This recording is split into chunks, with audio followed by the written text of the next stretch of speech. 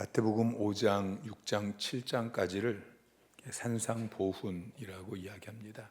산상설교, 또 산상수훈, 산상보훈. 산상보훈이라는 말은 산 위에서 가르치신 보석 같은 말씀이다, 그런 의미죠.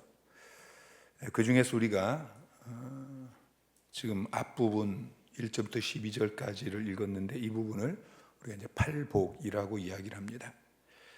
산상보훈은 하나님 나라 백성이 어떻게 살아야 되는가 하는 것에 대한 교훈입니다. 예수님께서 오셔서 하나님 나라가 시작이 되었습니다.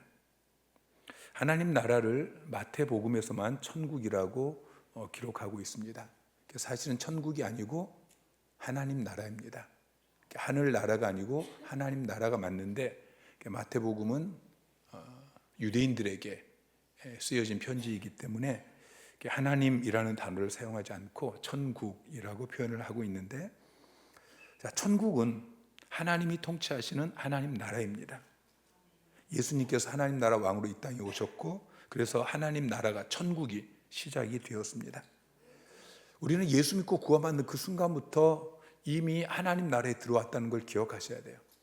천국은 죽으면 가는 곳이 아니고 이 땅에서부터 우리가 하나님의 통치를 받기 시작할 때, 그때 천국이 시작되는 것입니다. 하나님 나라가 이미 시작되어졌고, 그리고 우리가 죽으면은 더 완전한 하나님 나라에 들어가게 되는 것이죠. 주님께서는 너희가 하나님 나라 백성인데 하나님 나라 백성은 이렇게 살아야 된다라고 산상보훈을 통해서 우리에게 가르쳐 주십니다. 구약에도 보면은 하나님께서 이스라엘 백성들을 애굽에서 구원해 내셔서 하나님 나라 백성을 삼으십니다. 그리고 그들을 하나님 나라 땅, 가나안 땅은 하나님 나라 땅입니다. 천국이죠. 그 하나님 나라 땅이 가나안 땅에 들어가기 전에 먼저 시내산에 들어가셔서 하나님 나라 백성은 이렇게 살아야 된다라는 법을 주시죠. 그것이 십계명과 또 세부적인 출애굽기 20장부터 해서 레위기, 민수기까지 나오는 계명들입니다. 그래서 우리가 죄 가운데서 구원받고 하나님 나라 백성이 되었고, 거기서 끝나는 것이 아니고 이제 하나님 나라 백성으로서 우리가 어떻게 살아야 할 것인가, 이게 중요한 거예요. 하나님 나라 백성이 된 게 중요한 게 아니고 하나님 나라 백성답게 살아가는 것이, 하나님 나라 백성의 삶을 누리는 것이, 이게 중요한 것이죠. 그래서 예수님께서 백성들을 모아놓습니다. 예수님은 하나님 나라 왕이에요. 왕이 오셔서 왕이 이제 백성들을 불러 모아놓고 산상보훈을 말씀하시는 것입니다. 산상보훈은 방금 말씀을 드린 것처럼 하나님 나라 백성이 어떻게 살아야 되는가 하는 것에 대한 교훈입니다. 근데 예수님께서는 하나님 나라 백성이 어떻게 살아야 된다라는 것을 A, B, C 쭉 말씀하시기 전에 먼저 너희가 어떤 사람이 되어야 한다, 이 존재에 대해서 말씀을 하십니다. 여러분, 우리는 항상 무엇이 중요한지를 깨달아야 합니다.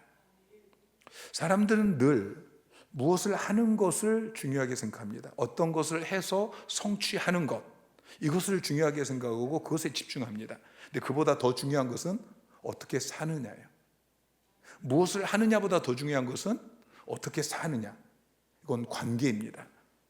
우리가 하나님과 어떤 관계를 누리면서 살아가는가, 또 우리 옆에 있는 사람들과 어떤 관계를 누리면서 사는가, 이게 중요한 것이죠. 여러분, 관계를 잘 하시기 바랍니다. 관계 안에 행복이 있는 거예요. 근데 이 관계를 잘하기 위해서는 먼저 존재가 되어야 합니다. 존재가 되어야 관계가 가능한 거예요. 우리는 하나님과 원수의 관계가 아니라 하나님과 사랑의 관계를 누려야 됩니다. 그래서 하나님께서 먼저 우리를 하나님 자녀 삼아 주신 거예요. 하나님 자녀 삼아 주시고, 그리고 이제 우리가 아들이 되었으니까 아버지와 사랑의 관계를 누리라 라고 말씀하시는 것이죠. 여러분, 존재가 되어야 관계가 되어지는 거예요. 하나님의 자녀라는 이 존재가 되어야 하나님께 나아갈 수, 아버지께 나아갈 수 있게 되어지고, 아버지와 사랑의 관계를 누릴 수 있게 되어지는 거예요. 그래서 존재가 먼저이고, 그 다음에 관계이고, 그 다음에 일인 것이죠. 우리는 사람들과도 사랑의 관계가 되어야 합니다. 모든 사람들과. 사랑의 관계를 가질 수 있는 사람이 되어야 돼요. 이게 먼저 존재인 것이죠. 모든 사람들과 사랑의 관계를 가질 수 있는 그런 내가 그런 존재가 되어지면 이제는 사람들과 사랑의 관계를 누릴 수 있게 되어지는 것입니다. 근데 그게 안 되면, 내가 존재가 안 되면은 나는 사람들과 사랑의 관계를 누리기를 원하는데, 그래서 다가가는데 오히려 그 사람이 상처를 받고 힘들어지는 것이죠. 그래서 우리는 늘 가장 먼저 내가 어떤 존재가 되어야 하느냐, 여기에 관심을 가져야 합니다. 이 순서를 기억하시기 바랍니다. 존재, 그리고 그 다음에 관계, 그 다음에 사역, 성취인 것입니다. 자, 팔복에 대해서 먼저 우리가 이제 여러 시간 살펴보려고 하는데요. 여러분, 하나님의 관심은 항상 여러분이 복 받는 것입니다. 믿으시기 바랍니다. 하나님의 관심은 여러분이 얼마나 일을 많이 하느냐 이게 아니고, 하나님은 여러분이 복 받기를 원하셔요. 여러분이 행복하기를 원하셔요. 성경 말씀의 시작은 하나님께서 인간에게 복 주신 것으로부터 시작하고 있습니다. 예수님께서도 하나님 나라 왕으로 이 땅에 오셔서 어쩌면은 공식적으로 지금 첫 취임 연설처럼 그렇게 메시지를 선포하는데, 이 산상보훈을 시작하시면서 첫 번째 말씀이 마카리오스, 복이 있도다, 심령이 가난한 사람이요 천국이 저희 것이다, 이렇게 말씀하고 있어요. 헬라의 어수는 우리 어수하고 좀 달라요. 그래서 마카리오스로 시작되는데 복에 대해서부터 선포하는 거예요. 예수님께서 하나님 나라 왕으로 오셔서 당신의 백성들을 모아놓고 첫 번째 하신 말씀이 복이 있도다, 이렇게 말씀을 시작하셨단 말이에요. 여러분, 복 받기를 원하십니까? 여러분, 행복하기를 원하십니까? 하나님께서 더 원하셔요. 여러분이 하나님께서 여러분을 자녀 삼아 주시고, 그리고 자녀된 여러분이 복받고 행복하기를 하나님 아버지가 더 원하신다는 것을 기억하셔요. 여러분, 행복은 우리가 행복을 원하기 때문에 존재하는 것이 아니고, 하나님께서 우리에게 주기 원하셔서 행복이 있는 것입니다. 여러분, 예수님이 오신 목적이 무엇입니까? 하나님께서 아담을 창조하시고 복을 주셨어요. 그런데 그 복을 누리지 못해요. 하나님께서 또다시 온 인류를 심판하신데 노아를 통해서 복을 주셨는데 또 복을 누리지 못해요. 아브라함을 불러내서, 근데 복을 누리지 못해요. 하나님께서 계속해서 천대까지 그렇게 복 주시기를 원하시는데, 사람들이 계속해서 죄를 짓고 하나님을 떠나고, 그래서 복을 누리지 못하고, 그러니까 어떻게든지 복을 주시기 위해서 아들을 보내주신 거예요. 마태복음 1장 21절을 보면은 아들을 낳으리니 이름을 예수라 하라. 이는 그가 자기 백성을 그들의 죄에서 구원할 자이심이라 하니라. 여러분, 죄는 우리가 복을 받지 못하게 하는 가장 근본적인 원인인 것입니다. 죄 때문에 복의 근원이신 하나님 아버지께 우리가 나아가지 못하고, 하나님께서 저와 여러분을 위해서 예배하신 그 모든, 우리가 보지도 못하고 듣지도 못하고 상상할 수도 없는 그런 복을 우리가 받지 못하게 되는 것이죠.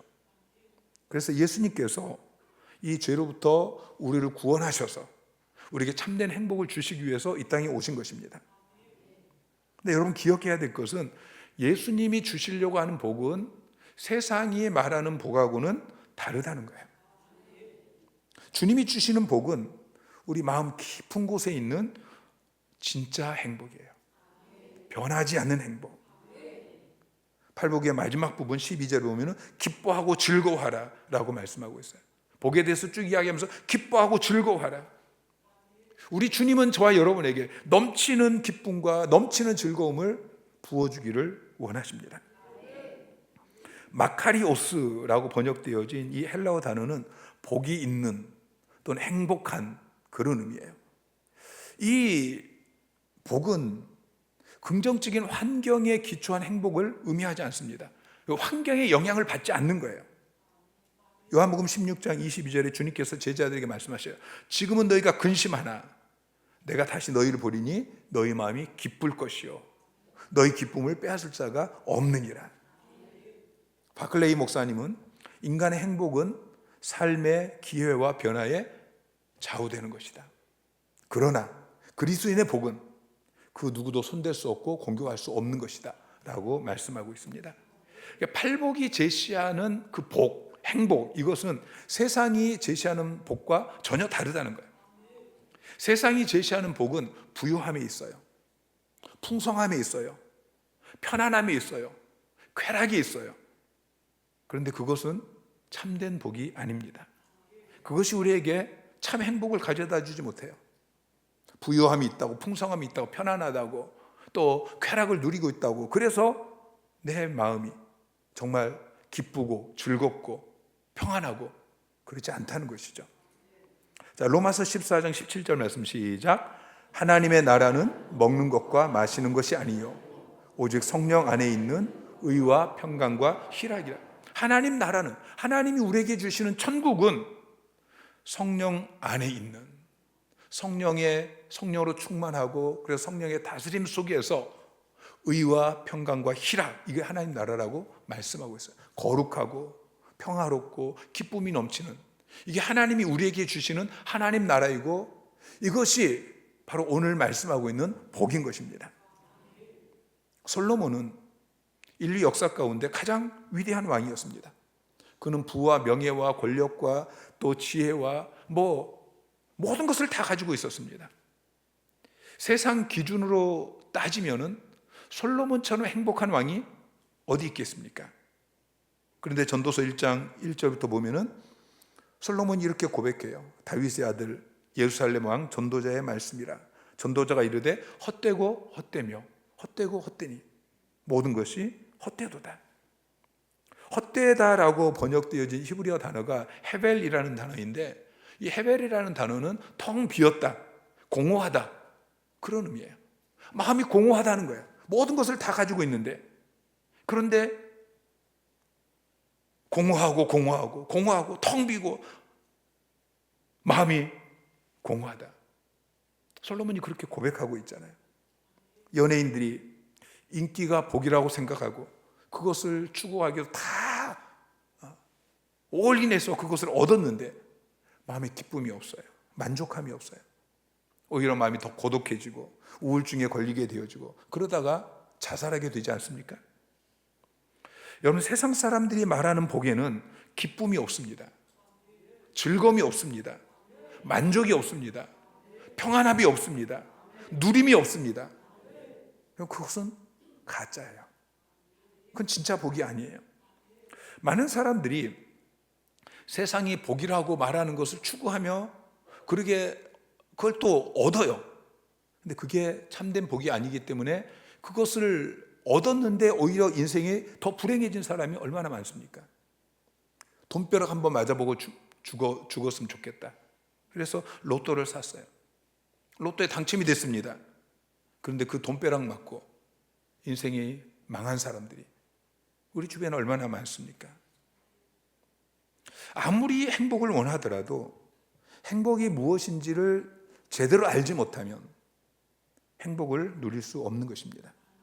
여러분, 행복은 소유가 아니고 관계에 있다는 것을 기억하세요. 그리고 그 관계가 되기 위해서 먼저 존재가 되어야 한다. 존재가 되어지면 관계를 누릴 수 있게 되어지고, 그 관계 속에서 우리가 행복하게 되어지고, 행복하면서 사역은 하게 되어지는 것입니다. 예수 믿는 사람은 예수님이 주시는 복을 받아 누려야 됩니다. 예수를 믿는다고 하면서 세상이 말하는 그런 복에 기웃거리면서 그것을 받으려고 하는 사람들은 어리석은 사람들이죠. 오늘날 많은 성도들이 기복문화의 영향을 받아서 하나님께 복을 구하기는 구하는데 성경이 말하는 복이 아니라 세속적인 복을 추구하고 살아갑니다. 우리는 그러한 세속적인 복에서 눈을 돌려서 성경이 말하는 참된 복을 바라보고 그것을 추구하고 그것을 누리는 자가 되어야 할 것입니다.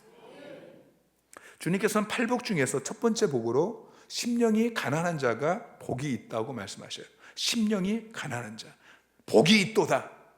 심령이 가난한 자요. 누가복음 6장 20절에는 심령이라는 단어가 빠졌어요. 예수께서 눈을 들어 제자들을 보시고 이르시되 너희 가난한 자는 복이 있나니 하나님의 나라가 너희 것이며. 그래서 어떤 사람들은 이 말씀을 가지고서 그냥 물질적으로 가난한 사람이, 경제적으로 어려운 사람이 복이 있다라고 해석하는데, 여러분 그건 잘못된 해석입니다. 여러분, 물질적인 가난함은 그 자체로는 선한 것도 아니고 악한 것도 아니에요. 가난하냐 부자냐, 이것이 우리의 믿음을 평가하고 우리가 복을 받았느냐 복을 받지 못했느냐, 이걸 평가하는 기준이 아니라는 것을 기억하시기 바랍니다. 무엇보다도 성경은 어디에서도 가난한 게 복이다, 가난한 게 좋은 것이다 라고 말씀하고 있지 않습니다. 여러분, 가난 그 자체는 미덕도 아니고, 가난해서 유익이 있는 것도 아니고, 가난함 그 자체가 그 사람의 영성을 보장하는 것도 아닙니다. 오히려 고린도후서 8장 9절에 보면은 주님이 이렇게 말씀하셔요. 부요하신 이로써 너희를 위하여 가난하게 되시면. 여기서 말하는 부요함이나 가난함은 물질에 대한 이야기예요. 지금 바울은 고린도후서 8장에서 돈 얘기하다가 지금 이야기하고 있는 거예요. 예수님께서 부요하신 분인데, 재정적으로 부요하신 분인데, 주님 말씀 한마디로 온 우주 만물을 창조하신 분이시잖아요. 그렇게 부요하신 분이 너희를 위해서 가난하게 되시면 그의 가난함으로 말미암아 너희를 부요하게 하려 하십니다 라고 말씀하시죠. 그러니까 물질적인 가난함에 대해서 지금 오늘 본문이 말하고 있지 않다는 것을 기억하시고요. 주님이 말씀하시는 복은 심령이 가난한 사람입니다. 심령이라고 번역되어진 헬라어 단어는 퓨뉴마티예요. 퓨뉴마티라는 말은 영혼입니다. 외적인 내 육체가 아니라 내 안에 있는 참된 내 영혼이 가난한 사람이 복 있는 사람인 것입니다. 만들어낸 이야기겠지만 하나님께서 인간을 만드시고 마지막에 행복을 선물로 주시기로 했어요. 그런데 천사들이 이 선물을 사람들에게 전해줘야 되는데 너무 값진 이 행복을 인간들에게 거저 주기가 싫었습니다. 그래서 한 천사가 행복을 바다 밑 저 깊은 곳에 감춰놓자, 그랬더니 다른 천사가 인간은 영리해서 곧 찾아낼 거야. 그럼 저 산꼭대기 높은 곳에 올려놓자. 그랬더니 또 다른 천사가 인간은 모험심이 강해서 그것도 금방 찾아낼 거야. 고민하다가 행복을 인간의 마음 속에 숨겨놓기로 했어요. 인간은 자기가 가진 것에 만족하지 못하고 밖으로만 향해서 나아가기 때문에 자기 속에 감춰진 행복을 결코 찾아내지 못할 것이다. 그렇게 자신하면서 행복을 인간의 마음 속에 숨겨놨다는 것입니다. 여러분, 행복은 멀리 있지 않습니다. 행복은 가장 가까운 곳에 있습니다. 내 마음 안에 있는 것입니다. 중요한 것은 우리의 육적인 상태가 아니고 내 영혼이 어떤 상태이냐, 거기에 참된 행복이 있는 것입니다. 여러분, 내 심령이 어떠할 때에 복이 있다는 것을 기억하시기 바랍니다. 내 육체가 건강할 때 복이 있고, 또 내가 재정적으로 부유할 때 복이 있고, 여러분 그것이 아니고 내 심령이 어떠할 때 복이 있다는 거예요. 그래서 우리는 내 심령을 잘 돌봐야 합니다. 내 심령이 어떤 상태냐, 내 심령이 지금 복된 상태냐, 내 영혼은 돌아오지 아니하고 다른 것, 물질, 사람, 지위, 이것이 나에게 행복을 가져다 줄 것이라고 그것만 바라보는 사람은 어리석은 사람인 것이죠. 많은 사람들이 정말 가장 중요한 가정은 그냥 내버려 두고 다른 것을 열심히 하는데 막상 가정에 돌아오면 가정이 불행한 사람과 같은 것입니다. 심령이 가난한 자가 복이 있다고 말씀하십니다.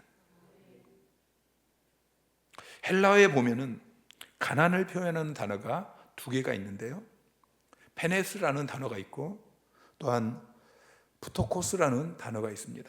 페네스라는 단어는 상대적인 가난이에요. 이것은 열심히 일해야 겨우 입에 풀칠을 할 수 있는 이런 가난함을 이야기합니다. 근데 푸토코스라는 단어는 자기 스스로는 아무것도 할 수 없는, 그래서 누군가의 도움을 받아야만 하는, 누군가의 도움 없이는 존재 자체가 불가능한 그런 가난을 의미합니다.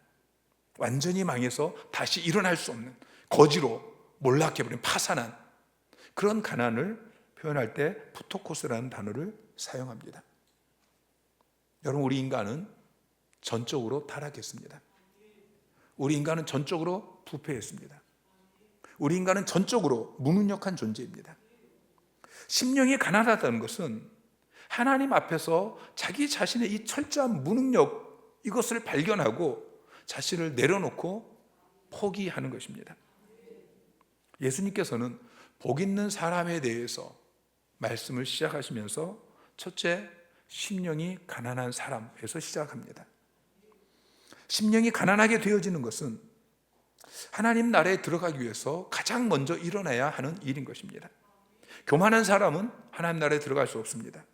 천국의 문은 매우 낮아서 무릎을 기어서만 들어가야 한다고 말하고 있습니다. 하나님은 비천한 자에게 은혜를 주십니다. 우리 하나님께 나아가는 유일한 길은 우리 자신의 전적 타락과 전적 무능력을 인정하는 것입니다. 고백하는 것입니다. 여러분, 우리가 자신에 대해서 어떤 태도를 갖느냐에 따라서 우리는 그리스도인과 비그리스도인, 그리고 하나님 나라와 이 세상 나라의 본질적인 차이를 발견하게 되어집니다. 세상은 자기 자신에 대해서 어떤 태도를 가지라고 이야기하죠? 자신을 믿으라고 이야기합니다. 자신에 대해서 신념을 가지라고 이야기합니다. 자기를 자랑하라고 이야기합니다. 어느 정도는 자기를 PR해야 된다라고 이야기합니다. 근데 성경은 반대로 이야기합니다. 자신을 비우라고 이야기합니다. 자기를 믿지 말라고 이야기합니다. 자기를 의지하지 말라고 말씀하십니다.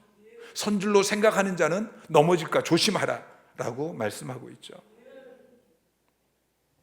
누가복음 18장 19절에 보면은 주님께서 이런 비유의 말씀을 하셔요. 자기를 의롭다고 믿고 다른 사람을 멸시하는 자들에게 이 비유를 말씀하십니다. 그 비유에 보면 두 명의 사람이 나옵니다.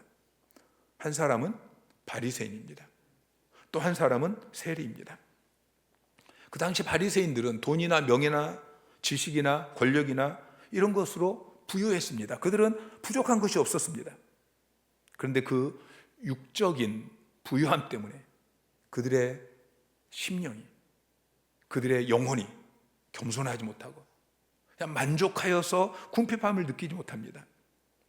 그들은 하나님 앞에 이렇게 기도합니다. 10절에 보니까 하나님이여, 나는 다른 사람들 곧 토색, 불의, 간음을 하는 자들과 같지 아니하고 이 세리와도 같지 아니함을 감사하나이다. 12절에 나는 일해에 2번씩 금식하고 또 소득의 11조를 드리나이다. 여러분, 세상적으로 보면 이런 사람이 행복한 사람처럼 보이지 않습니까? 근데 예수님께서는 그 바리새인이 아니고 세리에게 복이 있다라고 말씀하십니다. 14절에 내가 너희에게 이르노니 이에 저 바리새인이 아니고 이 사람이, 세리가 의롭다함을 받고 그의 집으로 내려갔느니라. 무릇 자기를 높이는 자는 낮아지고 자기를 낮추는 자는 높아지리라. 세리는 심령이 가난했습니다. 13절에 보면 세리는 멀리 서서 감히 눈을 들어 하늘을 쳐다보지도 못하고 다만 가슴을 치며 이르되 하나님이여 불쌍히 여기소서, 나는 죄인이로소이다. 여러분, 심령이 가난한 자가 복 있는 사람인 것입니다. 구석에 쭈그리고 앉아서 울면서 하나님의 자비를 구하는 이 영적인 거지가 참으로 복이 있는 사람인 것이죠. 누가복음 5장 8절에 보면은 시몬 베드로가 이를 보고 예수의 무릎 아래 엎드려 이르되 주여 나를 떠나소서, 나는 죄인이로소이다. 여러분, 이렇게 고백하는 사람이 복 있는 사람이에요. 주님의 무릎 아래 엎드려서 나는 죄인입니다 라고 울며 고백하는, 바울은 자기 속에 어떤 선한 것도 고하지 않는다라고 그렇게 애통하며 고백합니다. 자기 자신이 죄인 중에 괴수와 같다라고 그렇게 고백합니다. 우리가 가장 먼저 고백해야 되는 것이 나는 아무것도 아닙니다. 나는 아무것도 못합니다. 나는 전적으로 부패한, 나는 전적으로 무능력한 존재입니다. 내게는 아무것도 없습니다. 그래서 나의 모습을 보고 낙심하고 포기하고 절망하는 것이 아니고 그 마음을 가지고 하나님께 나아가시기 바랍니다. 겸손하게 하나님께 나아가십시오. 영적인 갈급함을 가지고 하나님 앞에 나아가서 하나님의 은혜를 구하십시오. 그것이 심령이 가난한 사람인 것입니다. 시편 42편 1절에 보면은 하나님이여 사슴이 시냇물을 찾기에 갈급함 같이 내 영혼이 주를 찾기에 갈급하니이다. 갈급하다고 이야기하고 있어요. 하나님을 찾기에 갈급합니다. 다윗은 이런 영적 갈급함을 헐떡인다라고 표현해요. 시편 119편 131절에 내가 주의 계명들을 사모함으로 내가 입을 열고 헐떡였나이다. 금요 기도회 보면은 이렇게 심령이 갈급해서 헐떡이는 그런 심령들을 보게 되어집니다. 하나님의 은혜에 목말라 있는 그러한 모습. 하나님 없으면 나는 살 수 없습니다. 나는 죽습니다. 살려주십시오. 나를 불쌍히 여겨주십시오. 이런 사람들은 하나님을 만나지 못해서 고통스러운 사람입니다. 하나님을 만나면 그 모든 고통이 풀어질 것이라고 믿고 하나님 만나기를 지나칠 정도로 사모하는 사람인 것입니다. 하나님은 그렇게 사모하는 영혼을 만족시켜 주십니다. 이사야 57장 15절 말씀 시작. 내가 높고 거룩한 곳에 있으며 또한 통회하고 마음이 겸손한 자와 함께 있나니 이는 겸손한 자의 영을 소생시키며 통회하는 자의 마음을 소생시키려 함이니라. 자, 하나님께서는 마음이 겸손한 자, 여기서 마음이 겸손한 자 할 때 이 마음은 루하흐를 번역했는데 루하흐는 영혼입니다. 영혼. 그 뒤에도 보면은 겸손한 자의 영을 소생시키시고 여기서 영도 루하흐예요. 똑같은 루하흐라는 단어를 앞에서는 지금 마음이라고 번역했지만 마음이 겸손한 자와 함께 있고 겸손한 자의 루하흐가 겸손한 자와 함께 있고 겸손한 자의 루하흐를 소생시켜 주신다 라고 말씀하셨으니까 같은 지금 이야기죠. 그 영혼이 그 심령이 겸손한 자와 함께 있고 겸손한 자의 그 영을 소생시켜주고 통회하는 자의 마음, 여기서 마음이라고 번역되어진 히브리어 단어가 레브인데 레브는 속사람이에요. 겉사람이 아니고 속사람, 영혼을 이야기하는 것입니다. 하나님께서는 마음이 겸손한 자, 영혼이 겸손한 자와 함께 있으면서 소생시켜 주시겠다, 회복시켜 주시겠다 말씀하십니다. 그게 천국이에요. 심령이 가난한 자는 복이 있나니 천국이 그들의 것임이요. 예수님은 겸손하신 분이었습니다. 예수님은 자기 자신을 내려놓으셨을 뿐만 아니라 하나님 앞에서 겸손하게 하나님과 동등됨을 취할 것으로 여기지 않고 하나님의 통치를 받으셨습니다. 요한복음 5장 30절에 주님이 고백해요. 그분은 하나님이십니다. 하나님의 아들이시고 하나님과 동등된 분이신데 그분이 고백하기를 내가 아무것도 스스로 할 수 없노라. 겟세마네 동산에서 기도할 때도 나의 원대로 마시옵고 아버지의 원대로 하옵소서. 하나님의 말씀의 통치를 받았어요. 구약이 계속 예언되어진 그 말씀이 성취되기를 원했습니다. 그래서 그 말씀 앞에 자기 자신을 위탁했습니다. 하나님의 통치를 받았습니다. 그래서 십자가에 못 박혀 죽었지만 그로 말미암아 이제는 하나님 나라가 우리에게 임하게 되어진 것입니다. 심령이 가난한 사람은 교만한 마음이 없습니다. 자만한 마음이 없습니다. 자기를 의존하는 그런 마음 이런 게 하나도 없습니다. 바울처럼 자기 가문, 혈통 이런 것 의지하지 않습니다. 선천적으로 주어진 지위나 재능이나 능력 이것을 의지하고 그것을 자랑하지 않습니다. 자기가 지금까지 받았던 세상 교육들, 자기가 지금까지 행했던 선한 행실들 이런 것들을 신뢰하지 않습니다. 그 모든 것이 아무것도 아니라고 고백하면서 우리 자신이 아무것도 아니고 우리가 소유한 것도 아무것도 아니고 단지 하나님만 바라보면서 하나님의 은혜와 자비를 철저하게 의뢰하는 것입니다. 그렇게 겸손한 자에게만 하나님이 통치하시는 하나님의 통치가 임하고 하나님 나라가 천국이 임하게 되는 것입니다. 오늘 본문의 말씀을 의미가 잘 살아나도록 다시 번역한다면 오 심령이 가난한 자들아 너희는 행복한 자로다. 지금 하나님의 통치를 받는 백성이기 때문이다. 심령이 가난한 자만 하나님 나라 천국에 들어갈 수 있습니다. 심령이 가난한 자만 자기 자신이 죄인임을 깨닫고 예수를 구주로 받아들임으로 구원받고 하나님 나라 백성이 되어져서 하나님 나라의 이 세상에서도 현세 천국 하나님 나라에 들어가게 되어지고 죽어서도 저 천국에 들어가게 되는 것입니다. 하나님의 통치를 받는 것이 천국입니다. 누가 하나님의 통치를 받을 수 있습니까? 심령이 가난한 사람만 하나님의 통치를 받을 수 있습니다. 교만한 사람은 자기가 할 수 있다고 그 자기 안에 어떤 것이라도 의존하는 사람은 하나님의 통치를 받지 않습니다. 하나님의 통치를 받아야 합니다. 하나님이 통치하실 때에 우리의 심령이, 우리의 삶이, 우리의 가정이, 우리의 일터가, 우리의 사회 현장이 달라질 것입니다. 하나님 나라가 되어질 것입니다. 하나님이 우리를 위해 예비하신 그 참된 행복을 날마다 누리며 사는 그런 하나님 나라가 될 것입니다. 심령이 가난한 자가 되시기를 주님의 이름으로 축원합니다.